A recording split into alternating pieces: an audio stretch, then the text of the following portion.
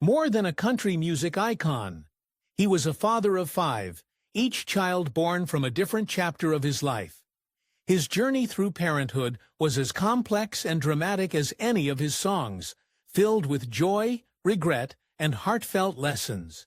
From a daughter born when he was just a teenager to twin boys who arrived in his sunset years, Rogers' children each have their own unique stories.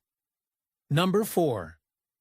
Carol Lynn Rogers was born on September 15, 1958, when Kenny was only 19 years old.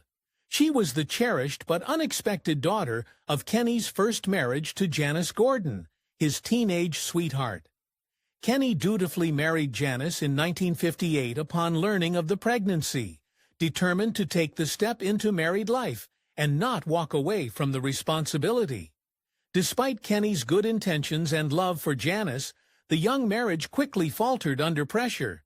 Janice's parents disapproved of Kenny's fledgling musician's lifestyle and thought I'd ruined her life, Kenny recalled of those tense early days.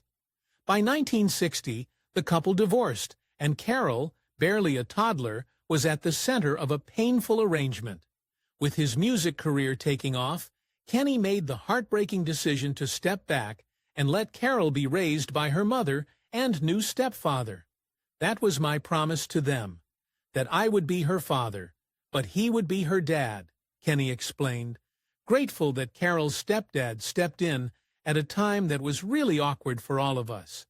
This promise, made out of love and perhaps youthful insecurity, meant that Carol grew up largely apart from her biological father.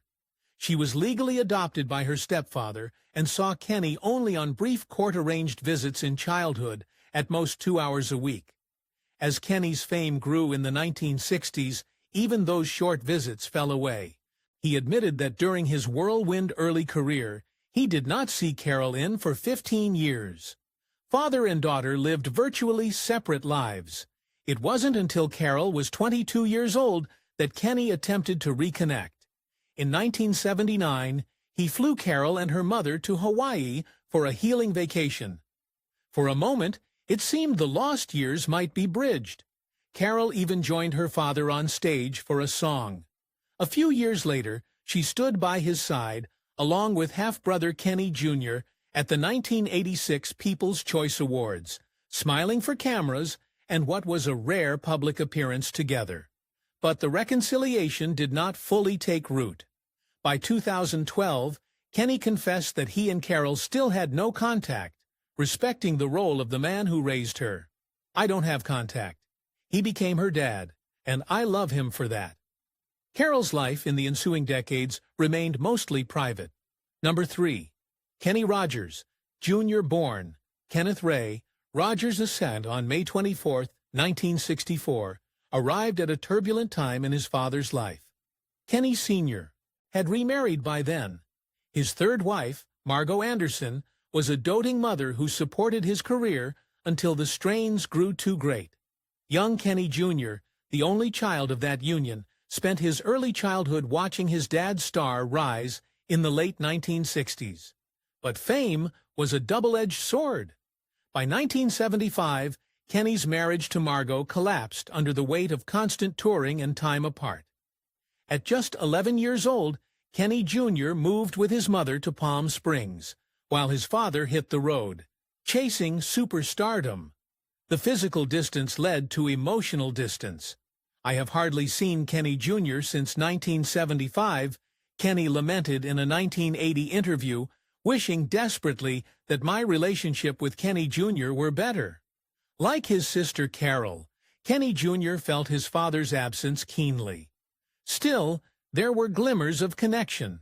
Kenny Jr. was, by all accounts, a bright, talented boy. His dad noted proudly that he had a genius-level IQ and excelled in school. Perhaps that intelligence and maturity helped father and son find common ground later on. In his late teens and 20s, Kenny Jr. began dipping his toes into the entertainment world and occasionally alongside his famous father. In 1978, he made his acting debut as a child in the miniseries A Woman Called Moses, and later even played a son character opposite Kenny Sr. in the 1990 TV movie Christmas in America. Unlike the fraught relationship on screen, Kenny Jr. insists his real relationship with his dad wasn't strained by then. Indeed, father and son shared special moments. At the inaugural MTV Video Music Awards in 1984, Kenny Sr. received a Moon Man trophy for "We Are the World," and he gave it to his son as a keepsake, because Kenny Jr. thought it looked cool. It was a small gesture that spoke volumes about a father eager to bond with his boy. In many ways, Kenny Jr. tried to follow his father's musical footsteps, yet carve his own identity.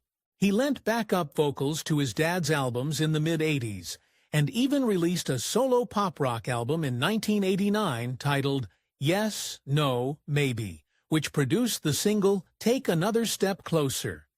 But the younger Rogers soon discovered his strengths lay off-stage. He became a behind-the-scenes force, producing music for other artists, for example a country boy band called Marshall Dillon in 2000, and composing for film and TV under the name Kenny Rogers II, or Kenneth Rogers.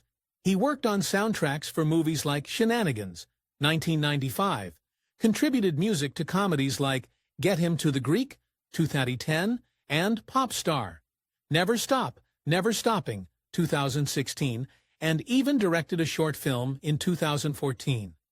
In Hollywood circles, he made friends, even dating actress Taya Carrere in the mid-1880s, when they were spotted on red carpets as a youthful couple. Through the highs and lows, Kenny Jr. maintained a relationship with his dad that grew warmer as both aged. In 2013, father and son were photographed laughing together at Universal Studios, a far cry from the estrangement of decades past. Kenny Sr., having learned from earlier mistakes, expressed profound respect for how his son navigated life out of the spotlight. By all accounts, Kenny Jr. became a grounded, creative individual with a gentle spirit, much like his father, behind the scenes. Now, in his early 60s, Kenny Rogers Jr. keeps a low public profile. He continues to engage in the entertainment industry, often as a composer and producer, and treasures a more private life far from the frenzy of celebrity. Number 2. Christopher Cody Rogers. Born on December 4, 1981, Kenny Rogers felt he had been given a rare second chance to be the father he always wanted to be.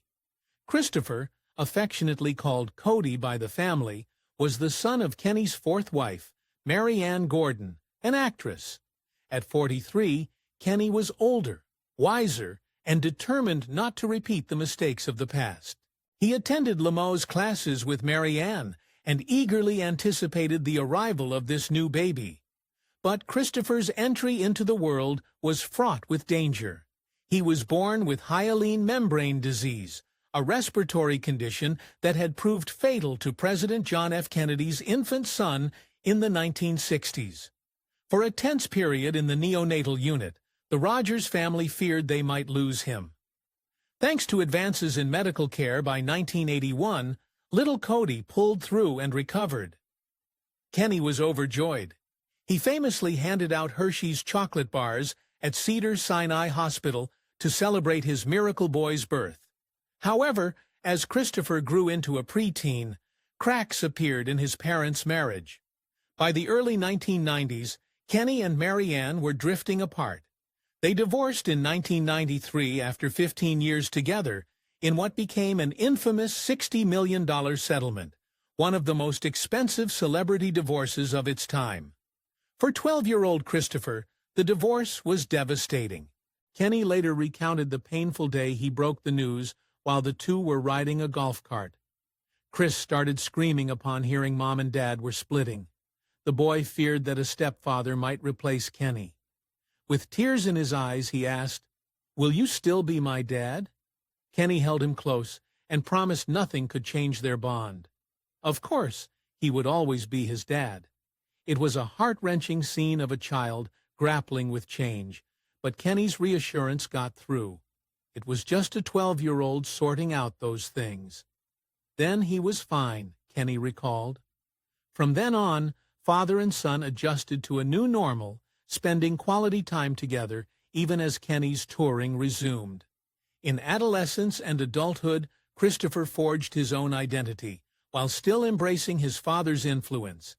He did not become a singer, but he did enter the entertainment industry. Chris discovered a passion for filmmaking. He worked as an actor, director, writer, and editor on various projects. In fact, he gave both his parents a special tribute by casting them in The Gambler Returns, The Luck of the Draw, 1991, a TV movie connected to one of Kenny's famous song series. Mary Ann had a small role in it, and Kenny, of course, starred in the Gambler franchise. A fitting family collaboration, Christopher went on to create short films like Two If by Sea, 2018, and to work on indie films such as Loneliness and an ensemble comedy called Park.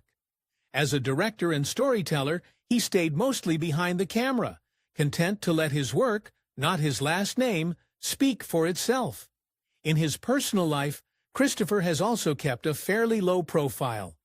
One delightful piece of news emerged in 2020 when his stepmom, Wanda Miller, Kenny's fifth wife, inadvertently revealed on Instagram that Christopher had gotten engaged to his longtime girlfriend, a woman named Monica Pang.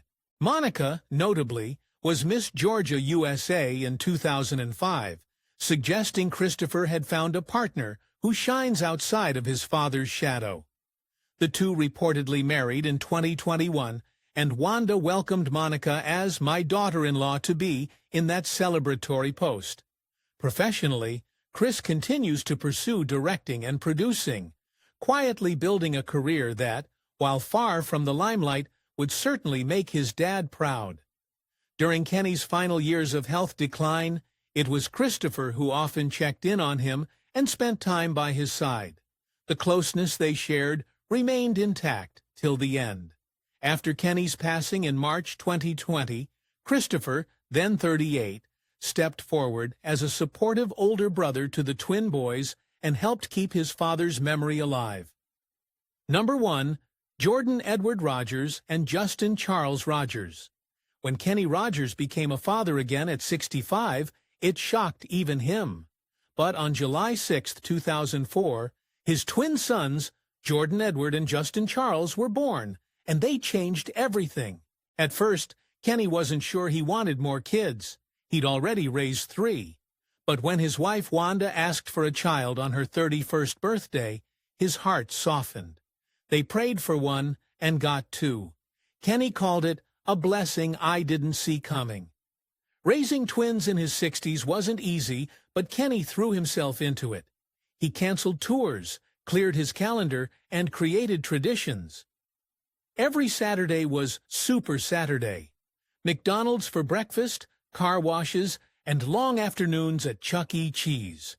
Jordan would later say they still visit that same table just to feel close to their dad. Jordan and Justin were opposites in personality.